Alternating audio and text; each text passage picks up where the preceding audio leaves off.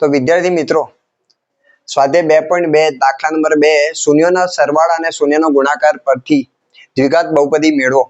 તો એ પહેલા તમને એક સૂત્ર આવડવું ખૂબ જ જરૂરી છે.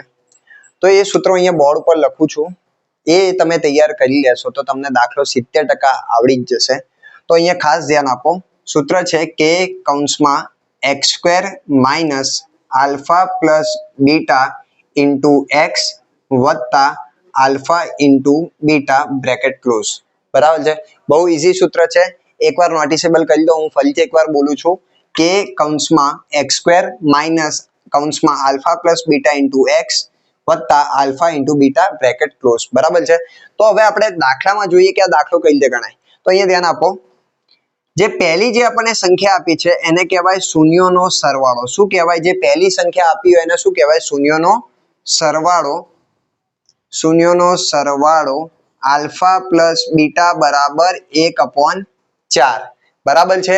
અને જે બીજી જે સંખ્યા આપી છે એને કહેવાય શૂન્યોનો ગુણાકાર, જેને કહીશું આલ્ફા ઇન્ટુ બીટા બરાબર -1. હવે આ સંખ્યાનો ઉપયોગ આપણે સૂત્રની અંદર કેવી રીતે કરીશું? અહીંયા ધ્યાન આપો. તો કે તો આપણે લખી જ દેવાના, x² બી એમને એમ લખી દેવાના. હવે માઇનસ આલ્ફા પ્લસ બીટા કેટલા આપ્યા છે? 1/4. તો 1/4 તમારે કૌંસમાં લખી દેવાના, x જેમ છે એમ લખી દેવાના, વત્તા કરીને આલ્ફા ઇન્ટુ બીટા. તો આલ્ફા ઇન્ટુ બીટા કેટલા આપ્યા છે? -1. તો અહીંયા કૌંસ કરીને -1 લખી દો, બ્રેકેટ ક્લોઝ કરી દો. બરાબર છે. હવે કે કરીને હવે અહીંયા ખાસ ધ્યાન આપવાનું છે. આ 4 દેખાય અહીંયા પોતાની જોડે છે, મીન્સ કે અહીંયા એક જે છે 4 પોતાની જોડે છે. હવે બીજાને આપવાના છે, અહીંયા બી આપવાના અને અહીંયા બી આપવાના, પણ પોતાને આપવાના નહીં. બહુ સિમ્પલી લેંગ્વેજમાં કહું તો અહીંયા વેચવાના, x² જોડે વેચવાના અને -1 જોડે વેચવાના, પણ પોતાની જોડે વેચવાના નહીં. બરાબર છે. તો 4 નો ગુણાકાર x² જોડે કરું તો કેટલો થાય? 4x².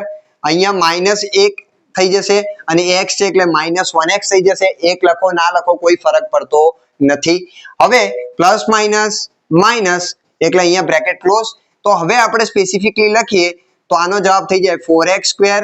અહીંયા હું 1 લખતો નથી એટલે -x અને -1 આ આપણો જવાબ. બરાબર છે. બહુ સિમ્પલ દાખલો છે. બરાબર. હવે આપણે એક બીજા દાખલા તરફ વધીએ એટલે તમને વધારે ખ્યાલ આવશે. હવે આપણે બીજા દાખલા પર ધ્યાન આપીએ. તો બીજા દાખલાની રકમ છે √2 અને 1/3. તો જે પહેલી રકમ આપણને આપી છે એને આપણે કહીશું શૂન્યોનો સરવાળો. શૂન્યનો સરવાળો એટલે alpha plus beta is equal to √2 આપ્યા છે. અને બીજી જે સંખ્યા છે શૂન્યોનો ગુણાકાર. બરાબર, આ લખવું જરૂરી છે. આલ્ફા ઇન્ટુ બીટા બરાબર 1/3. બરાબર છે. હવે આપણે સૂત્રનો ઉપયોગ કરીશું. તો સૂત્ર છે કે કૌંસમાં x² minus alpha plus beta into x વત્તા આલ્ફા ઇન્ટુ બીટા. બરાબર છે. આ સૂત્ર આવડી જશે. દાખલા બહુ પરફેક્ટ આવડશે, યાદ રાખજો આ વસ્તુ. તો કે x² minus alpha plus beta કેટલા આપ્યા છે? √2. તો અહીંયા કૌંસ કરીને √2 લખી દેવાના અને 12x આપ્યા છે એ લખી દેવાના, વત્તા આલ્ફા ઇન્ટુ બીટા કેટલા છે? 1/3. તો કૌંસ કરીને લખી દો 1/3. હવે મેં તમને આગળ જેમ કીધું તે રીતે જ કરવાનું થશે. 3 પોતાની જોડે છે એટલે પોતાને વેચવાના નહીં, બીજા બંનેને વેચી દેવાના. તો અહીંયા 3 નો ગુણાકાર કોની જોડે? x² જોડે એટલે 3x². હવે 3 નો ગુણાકાર √2 જોડે તો શું થશે? -3√2x વત્તા 1. આનો જવાબ. પતી ગયો દાખલો. સિમ્પલ. ખ્યાલ આવ્યો દાખલામાં? હવે આપણે વધીએ ત્રીજા દાખલા તરફ.